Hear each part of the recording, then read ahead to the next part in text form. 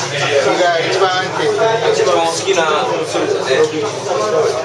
あんまり香りの次のお酒なんですけれども、611と書いてあります。これはですね、私自分で作ってるわけでは全くないんですけれども、うちの蔵の前に広がる地下田になります。農家の方が一生懸命作っていただいてます。このラベルは、うちの蔵のイメージといいますか、そういうイメージで、書きました。なんて言うんでしょう、こうやって僕は生まれ育った環境をお酒にするのがやっぱりその蔵元の使命というか、思いますので、ここでなんて言うんでしょう、開けた瞬間にう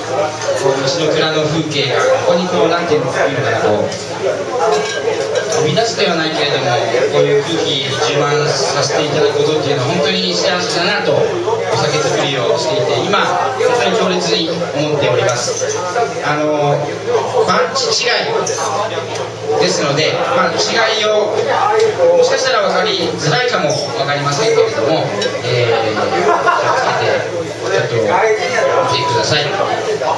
う1種類、次は437というやつが、参りますので、3種類聞き比べてみてください。ありがとうございます。